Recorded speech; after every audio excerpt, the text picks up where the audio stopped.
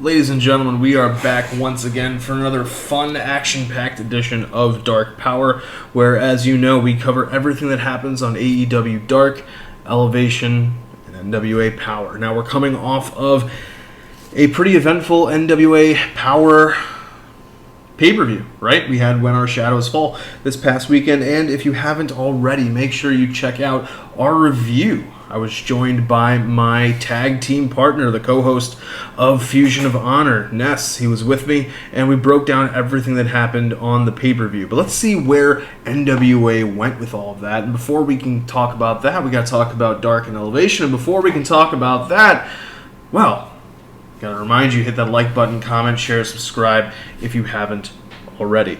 So, AEW Elevation, we have a couple things that stood out to me. One was Scorpio Sky versus Trevor Reed. That was a really good match. Ethan Page on commentary was good. Added a little bit to it. Added a little bit to the match. I like that. And Scorpio had a nice back and forth. Trevor Reed looked good when he had his comeback moments. But, of course, we kind of know how this match is going. Scorpio's able to put him away, continue to build momentum, and get momentum back from that loss to Sting and Darby Allin at Double or Nothing.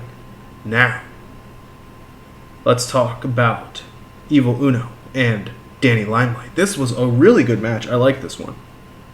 Danny Limelight has continued to develop. He has continued to show up and show out when he's been on Dark and Elevation, and when he was on GWN. We were talking, not GWN, UWN, the wrestling network that we had when NWA Powerrr was kind of dark towards, no pun intended, towards the end of 2020. And Evil Uno is somebody who we don't often see in singles action, but we are seeing him on Friday Night Dynamite against Miro. This is a tune-up match for him in the sense that it's somebody who is a little bit challenging for him, and also it's a singles match. It's not somebody who's anywhere near Miro's power size, strength size, anything like that, but it is somebody who will be able to force Evil Uno to be reminded that this is not a match where you can tag somebody in and get a breather when you need it. But he's able to pull out the win over Limelight. Pretty good match. I like this one. Next thing that stood out to me, speaking of tag teams and tag partners, was Varsity Blondes up against the Wingmen. This was a really good match in that they are continuing to develop not just Varsity Blondes, but also the Wingmen as a faction, as a, shall we say, Elevation, AEW Elevation, AEW Dark faction. Really doing well with the Wingmen and continuing to develop them. And the Varsity Blondes, great showing against the Bucks.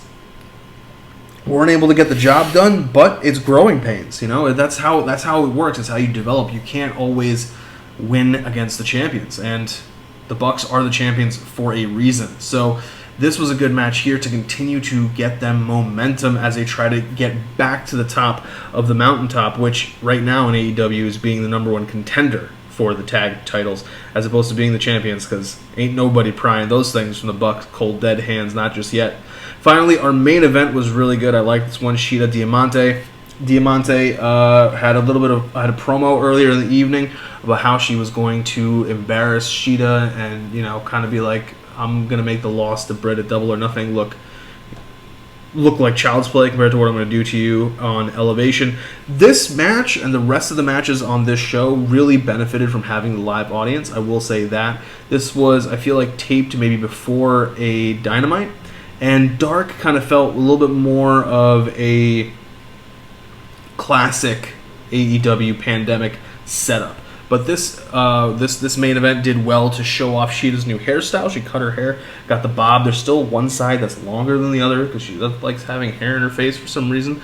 But it was good in that it's getting Shida back on track. I know that AEW does follow a little bit more of the New Japan style of once you have lost, if you're a champion, once you've lost, you don't get a rematch. I know they kind of broke with that with what's his name?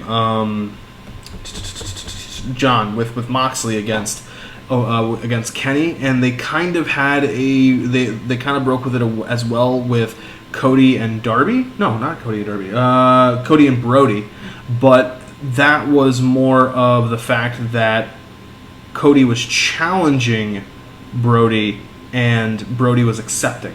that was really more the situation as opposed to a rematch clause in a contract, which is kind of a weird way to just stretch things out. But we're not going to stretch things out because we are going to go straight over to NEW Dark. And AEW Dark had not that much this week that kind of stood out to me. We have a solid Dante Martin promo. He's going to be in the main event against Matt Sydal. We have Joey and Sonny Kiss showing some issues, continuing developing there. We have Aaron Solo taking out Kiss because of the fact that during the Joey Janela Sonny Kiss segment, Joey is more interested in partying with Alex than he is with helping out his tag team partner. We're continuing to see the tension, continuing to see the problems, the cracks, the issues, the darkness kind of come out of Janela, the selfishness, maybe darkness is a wrong word. Selfishness for sure, but maybe it's just more of the fact that he has problems, but not like darkness in that traditional sense of darkness, so to speak. But we want to see why he doesn't care enough about Sonny Kiss, that he's just abandoning his tag team partner and not giving him backup when he's going to need it against Solo, because Solo's not coming alone. He's not riding solo, which is a fun joke that I just thought of as I was saying this. He's going to have the factory with him, so you can't leave your tag partner just to go to bars with Alex. It's just not something you do. But that's what Joey does, and that's part of the reason why when Solo beats up on Kiss, the rest of the factory are out to the entrance ramp like, hey Joey, where are you? Joey's nowhere to be found. And later in the evening, we have QT Marshall taking on Bear Bronson. This was a good match as well. I liked this one in that it had some fun moments where you kind of see where Bear Bronson could go down the road. And I know that, I feel as though the other member of that team is maybe out with an injury or something like that, because we've seen a lot of Bear Bronson in singles matches. Meanwhile, we kind of know what we're getting with QT Marshall. It's a great way to keep QT on a winning streak, especially considering that we're probably getting a continuation of QT, the Factory, versus Cody and the Family, which we get a promo for that afterwards, in that QT is reminding everybody that he pinned Cody Rhodes. Now, albeit it's under some shenanigans and some bad situations, but hey, a pin is a pin, and that's all that counts. Finally, our main event is a really good match. This is probably the match of the night, I would say, between AEW Dark and Elevation, which probably makes it the match of Dark Powerrr. But this was a good match in that everybody got a chance to shine. Matt Sydal gets a chance to shine. Dante Martin definitely gets a chance to shine. Two high-flying talents that had some nice moments where this match was grounded, but also had some nice moments where they were able to bounce around. And it's a good kind of veteran-rookie match. Similar to how the Blondes were when they went up against the Bucks, that the veterans are going to be able to figure out a way to pull out that win. That's kind of what happens here, and it's a good match for it. Dante is able to I feel like he's learning a lot ever since he's come to AEW. Not that he really... It's kind of the intangibles, and that's really what you want when you put people like that, like Dante, in the ring with people like Sydal. That's why they hire the Mark Henrys, the big shows. It's a really good way to get people over that hump and get them to continue to build. If you don't see somebody showing you how to sell, like somebody can talk about it in a class, but if you don't see it happening in key moments, it's tough to learn. That's one of the great things about New Japan's dojo system as well. Like, they really run them through the ringer, and when you have the Young Lions matches, these guys are paying attention, and that's why the Young Lions are all around the ring for the bigger matches. It's ways to learn. And if we're talking about people who needed to learn, then we got to talk about what happens with Trevor Murdoch today on NWA Powerrr. But first, before we can talk about that, we got to break the news that Billy Corgan is announcing that there is going to be an all-women's pay-per-view, and there's going to be the very next night after that pay-per-view, there's going to be the NWA 73rd anniversary show. But he's not doing it alone, because he is joined by none other than Mickie James. Pretty legendary Hall of Fame talent, and it's pretty cool that she's able to make this appearance for the NWA so shortly after she was released from her WWE contract. I don't know the exact I mean, I wonder. I don't know if she had a non-compete or if her non-compete said that you can make an appearance, but it can't be in the ring. I don't know. Like this will be interesting to see. I want to see how they're going to build up this pay-per-view. This is going to be interesting. An all-women's pay-per-view. I know they have help from Thunder Rosa and Mission Pro Wrestling. I know that they can lean on some of the female talent of AEW. I wonder if they can talk to Impact now that this forbidden door is open. I hope that they're able to mend fences with Jazz. True Heel Josh was talking to me about that when I brought it up in one of the chats when the news was breaking, and he said that there was some issues with how Jazz ended up leaving the NWA. And that, I mean, I fully believe that, fully understand that. But I hope that they can put that aside for what the moment will be of what the pay-per-view is. And and Jazz retired, if I remember right. That was the storyline with Impact when she is there with Jordynne Grace. So I'm not saying that she needs to be in the ring. She can just do commentary, and especially because she's a former NWA Women's Champion. You want to have big names. You want to have people who are important for the culture of women's wrestling to be part of this pay-per-view. And that's why it's super important that Mickie James is there. Because Mickie James is a big link to the past as well as the present. And she can help shepherd, guide the future. So let's talk about that. The future. Let's talk about the future of the NWA. We find out that Camille is going to be having a coronation ceremony, our new NWA Women's Champion. Nick Aldis is going to be there. Strictly Business is not, because Nick Aldis is pointing out he's going to be the second. During this promo segment where Joe Galli gets a little upset and has to be removed because Aldis continues to threaten him, there is the news. We find out that there are going to be 2 triple threats for the national title. We have Adonis, Latimer, and Perro, JTG, Rosser, Kratos. So in one match we have the Strictly Business guys going at it, and in the other match we're going to have a partial rematch of that incredible match that JTG and Rosser had at the pay-per-view. We're going to see how exactly all this breaks out. I would love to see Adonis versus JTG, Latimer versus JTG. That would be some really cool stuff to see. Either way, I want JTG to be involved in the determination of who is the next NWA National Champion.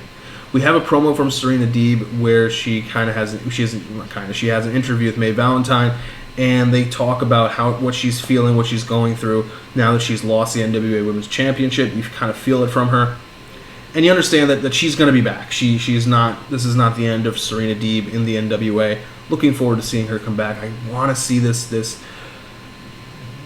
partnership, this relationship continue to build between the NWA and AEW. If we could get an Aldis Cody rematch, that would be amazing. But who knows? We'll see what happens. We have a TV title match with Pope defending against Luke Hawx. He picks up the win. Good match, strong match, quick as always, because we know there's a 6-minute and 5-second time limit. And now we know that Pope has knocked down 5 of his 7 required title retentions. So there's 2 left before he can challenge Nick Aldis.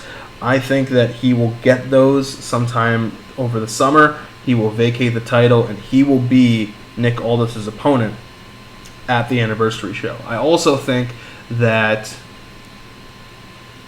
Murdoch may get a shot sometime in July before we get to that pay-per-view to kind of put a bow on the Murdoch storyline, at least for now. Next, we get probably the weirdest moment of the entire night, whether it's NWA Powerrr, AEW Dark, or Elevation, when we have this weird masked man who is doing some kind of interview, and I don't know, it's just like he says, what was it? It's just so... It's not that it didn't make sense, it's that it wasn't necessary. There didn't need to be that much drama about who this masked man was. I looked it up. There's not been a spoiler or anything revealed about who this person is.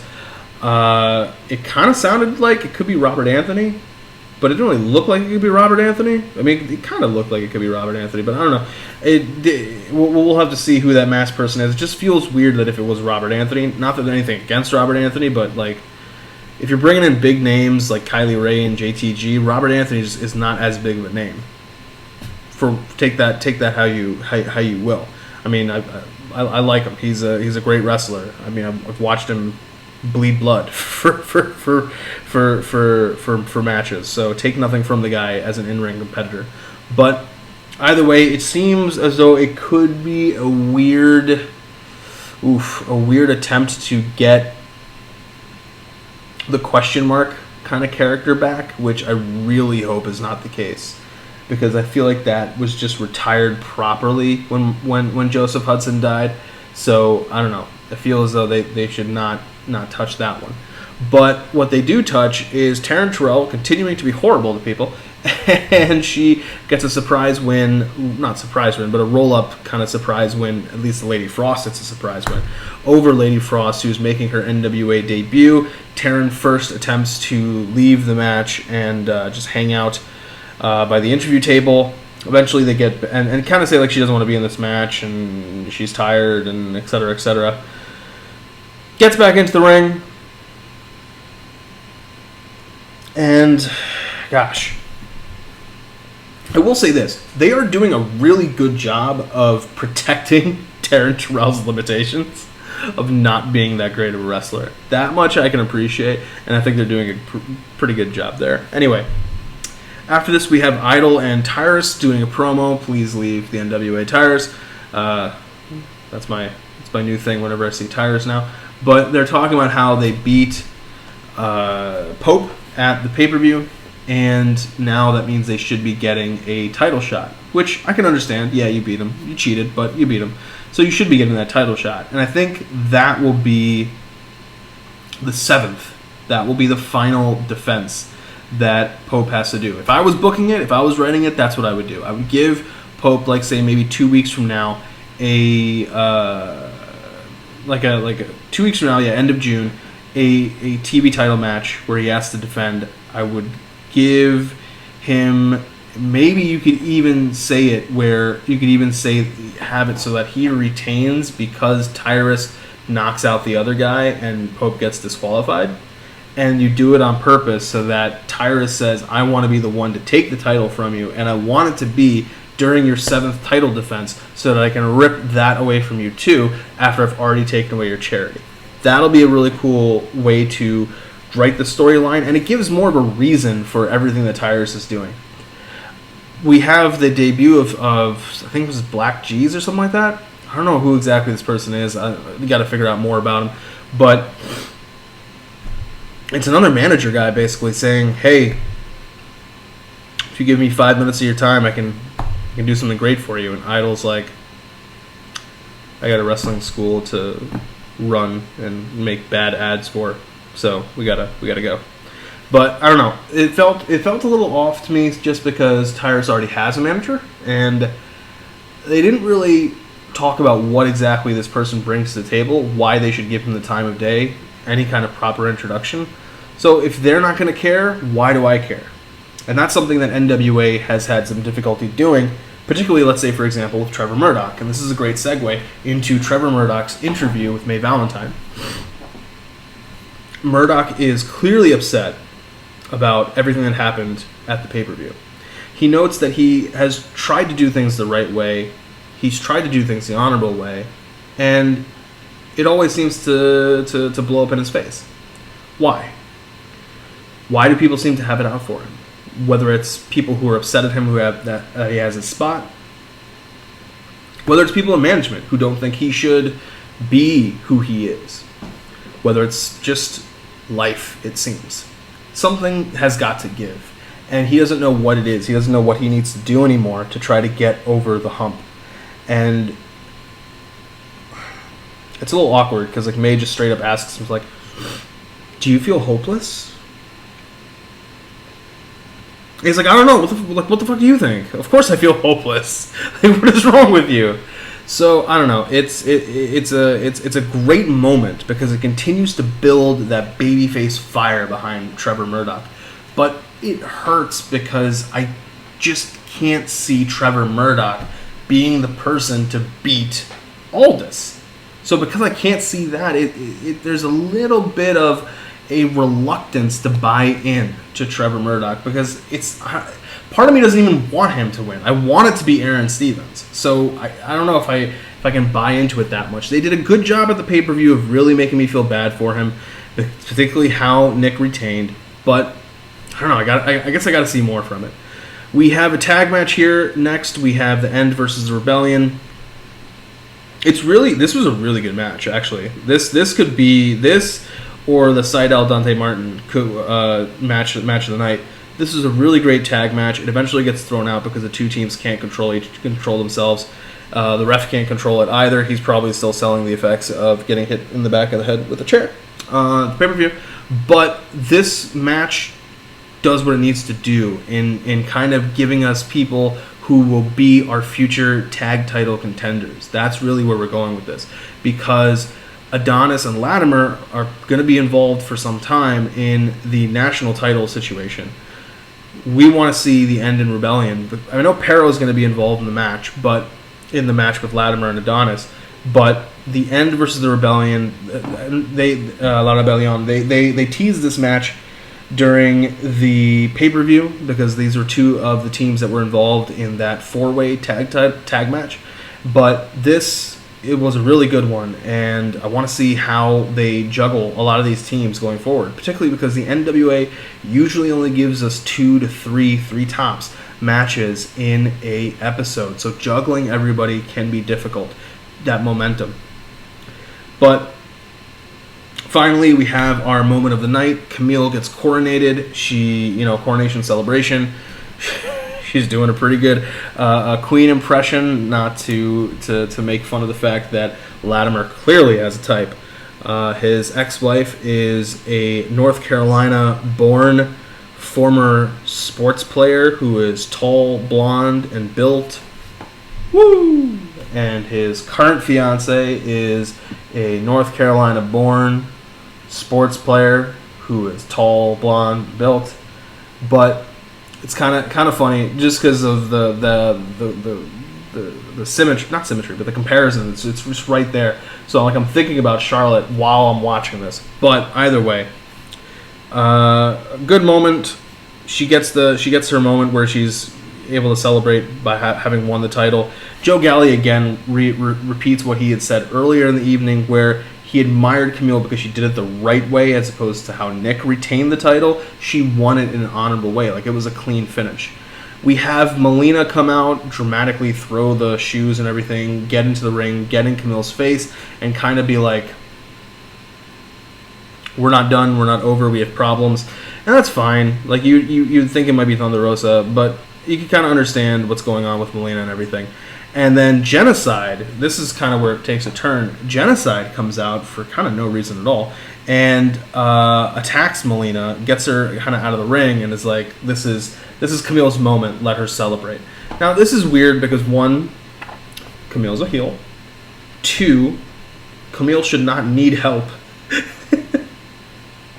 And three, why Genocide? Like, why, of all the people, why her? Why is she the one who comes out to get involved in this situation? So maybe it's just a way for Melina to have somebody to kind of beat before she maybe becomes the first contender to Camille's championship. But either way, guys, that's like we got to see how exactly all of these things shake out. We know that they're back there for tapings, and I think they have crowds now. So going forward from the pay-per-view, which was a really welcome aspect to the pay-per-view and this episode to a certain extent, because people in the crowd when the masked guy was up there were just going like, who the hell, like, who are you? Who are you? Okay, bye. Like, you need to leave. It was actually pretty funny because that segment really went nowhere. But guys, that's all the time we have for right now. Thank you once again for tuning in. Decent episode of NWA Powerrr, getting things on track, keeping things moving when it comes to pay-per-view Fallout. A lot of places they can go with this. We got to see how they do that. So until then, until next time, take care of yourselves, take care of each other. You can catch me on Fusion of Honor with my co-host, three-time baby-making champ, Ness. And until next time, guys, take care of yourselves.